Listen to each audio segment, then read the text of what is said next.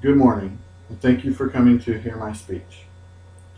Freedom is what all Americans are promised and what many Americans through time have died to try to protect and to preserve. I've been an equal opportunity advisor in the Army for a couple of years now, and in that time I've had a plethora of cases come across my desk where there's human rights issues, where people have been discriminated against, and it's been my job to try to get to the root cause of the issue, try to fix the issue, and try to kind of mitigate between the two parties that the complaint is about. And in most cases, I found that when you get down to it and kind of peel the onion back, it all boils down to a lack of dignity and respect on one or both of the parties that are involved in the complaint. There are multiple rights issues in the news currently, and I'm here to identify them along with some others around the world while working to persuade you to believe that all people should be afforded the right to do as they see fit according to their beliefs, as long as it doesn't hurt or injure other people. In my speech today, I will shed some light on some current issues that face Americans and persuade you to take a hard look at the way you treat individuals and the way you talk to individuals that you come in contact with that have different viewpoints or different beliefs than you do. So in America, we primarily hear about the gay rights movement, the gay marriage, the transgender issues, racism, sexism. Not to take anything away from those issues, but I want to kind of steer to kind of a worldly focus for a moment. You got different groups, children, disabled, LGBTs, refugees throughout the world that are dealing with human rights issues, from human trafficking, sex trafficking, child labor, genocides. And when you look at those issues, it kind of all boils down to, like I said earlier, that lack of dignity and respect.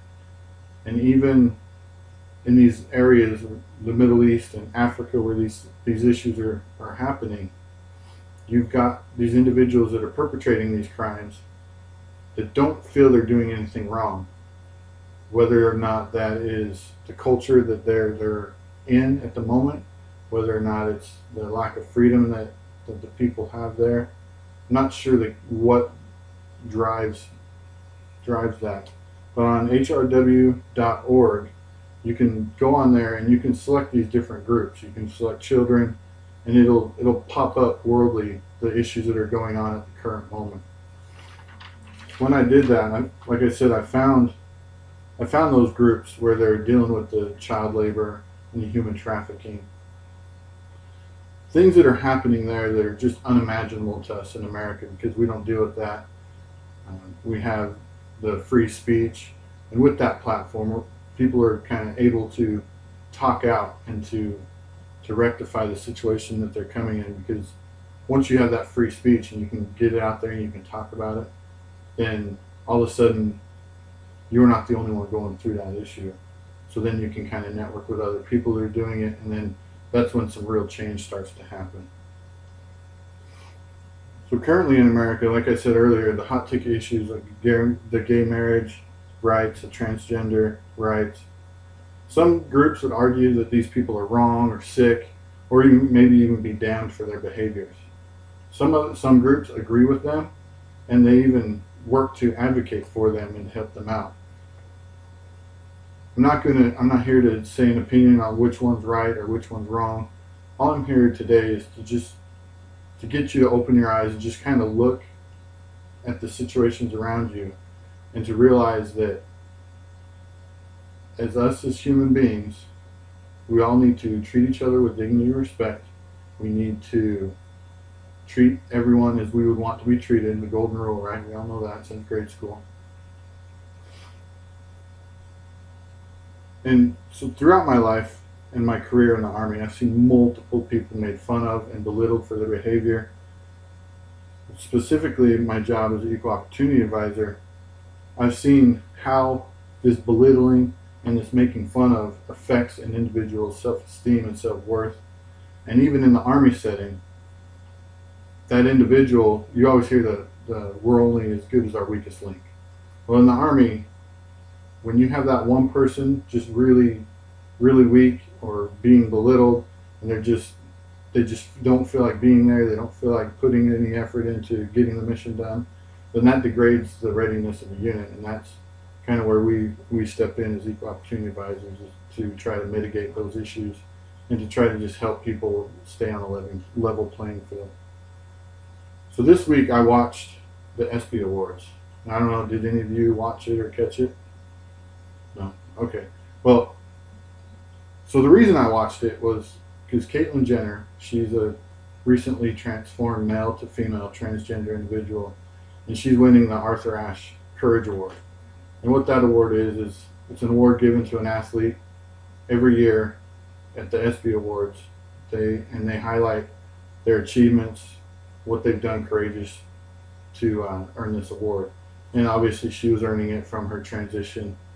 And her platform, I looked up on WashingtonPost.com her speech so I could get specific quotations. But her platform was that transgender people deserve something vital.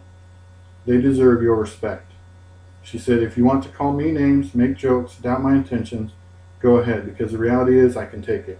But for the thousands of kids out there coming to terms with being true to who they are, they shouldn't have to take it. So what she said prior to that comment was her time as an Olympic athlete and throughout her life, it has taught her to deal with these critics and these issues that come up, and she feels now it's her obligation to spread her message to all the kids and the individuals that are transgender and they're working through the same issues that she went through, so that they can feel that they're not alone and there's other people out there that have done it. They understand what they're going through. So she went on to speak about a teenage boy that had recently killed himself. In fact, days before her interview aired, telling her story. And she wonders if, through that interview, if he would have been able to see that, if maybe things would have changed. And she said in there that we'll never know now, but it's what I want to urge you all, is you never know when it's too late, or you never know when it's the time to say the right thing to somebody, or when you say something wrong, when that's going to have a negative impact on that individual. So I guess the moral of the story is what you say can and hurt the people that say it, and it's your obligation to make sure that your words are said that your words are said in a way that will not cause any harm to other individuals. So today I've talked about human rights issues, and I want to leave you with this thought.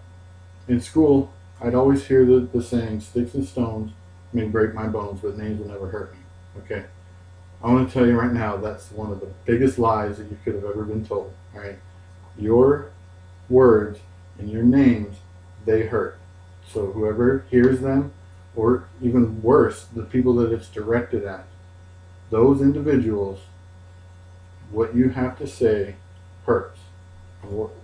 And like I said earlier, that directly impacts their self-esteem. So if you have that 8-year-old girl and you're negatively impacting her with your words, that's going to follow her throughout her life. Or that boy, same thing. Boy or girl, it doesn't matter.